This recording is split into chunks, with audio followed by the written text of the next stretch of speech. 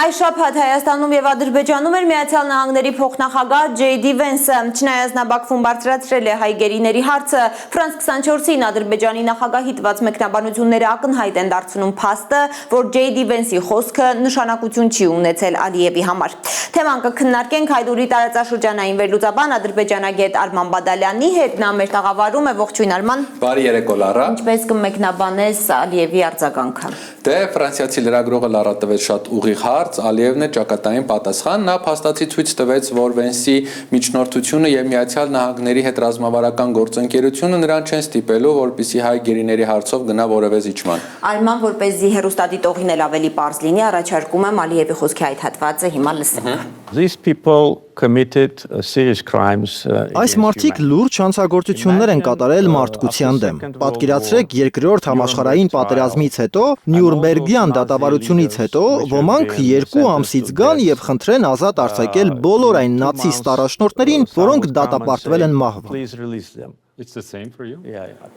Փաստորեն Բաքվում դատապարտված հայերին համեմատել են թուփ նացիստների հետ։ Այո Լարա, ռետորական հարցից թե կարող եք պատկերացնել, որ Նյուրնբերգյան դատավարությունից 2 ամիս անց մեկը գար ու ներում խնդրեր նացիստների համար, կարելի է եզրակացնել, որ Ալիևը այս պահին քիչ հավանական է համարում համաներումը։ Միևնույն ժամանակ նա շրջանցել է լրագրողի այն հարցը, թե արդյոք ինքը պատրաստ է երկարատև տարածաշրջանային խաղաղության համար շրջել էջը եւ համաներում շնորհել հայ գերիներին եւ ասել է, որ իր դիրքորոշումը այս հարցում շարունակում է մնալ անփոփոխ։ Արման, հարցազրույցի ընթացքում Ալիևը խոսել է նաև Արցախահայերի հնարավոր վերադարձի իրավունքի մասին, օգտագործել է փոխադարձության սկզբունք ձևակերպումը եւ արցախցիների վերադարձը նորից իր սիրելի ոճով կապել ադրբեջանցիների, այսպես կոչված արևմտյան Ադրբեջան վերադարձի իր տեսլականի պատկերացման հետ։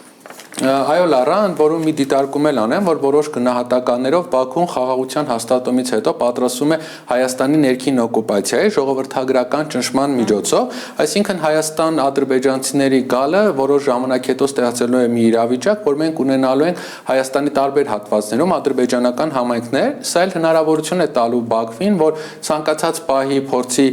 ներխուժել ուժային գործողություններ ցույց տալ անվտանգության ապահովման անվան տակ։ Եվ չնայած այս ամենին, հարցազրույցի ընթացքում Ալիևը հստակ հայտարարում է, որ հավանական է համարում, որ այս տարի կստորագրվի այսպես կոչված հայ-ադրբեջանական խաղաղության համաձայնագիրը իր բառով որոշ ֆորմալ հարցեր կարգավորելուց հետո։ Արդյոք Ալիևը ֆորմալ հարցեր ասելով նկատի ունի օրինակ Հայաստանի մայրօրենքի փոփոխությունը։ Ըստ էության այո Լարա, խոսքը հենց սահմանադրության փոփոխության մասին է, նա եւս մեկ անգամ ուղիղ տեքստով ասեց, որ խաղաղություն չի լինի այնքան ժամանակ,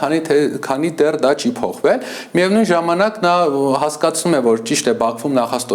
Վաշինգտոնում նախաստորագրվել է խաղաղության պայմանագիրը, բայց դա ընդամենը թուղթ է եւ խաղաղությունը վերջնականապես կհաստատի միայն այն ժամանակ, երբ որ Հայաստանը փոխի իր մայր օրենքը։ Միևնույն ժամանակ այստեղ կարևոր է հասկանալ, թե ինչու է Ադրբեջանը հենց այս պահին նորից բարձրացնում սահմանադրության փոփոխության հարցը։ Ամենայն հավանականությամբ նա փորձել է այս ամբողջ հաստատված խաղաղության մեղքը բարթել հայկական կողմի վրա եւ արդյունքում միջազգային հանրությանը ցույց տա, որ տեսեք, ես ցանկանում եմ խաղաղություն, բայց հայ ժողովուրդը չի ցանկանում կամ նրա օրենքները թույլ չեն տալիս այն դեպքում, եթե օրինակ Հայաստանում անցկացվի սահմանադրության հանրաքվե եւ ժողովուրդը օրինակ մեծամասնությունը ոչ ասի։ Շնորհակալ եմ Արման, սիրելի հերենակիցներ, ես հիշեցնեմ, որ մեր տաղավարում էր ադրբեջանագետ Արման Բադալյանը։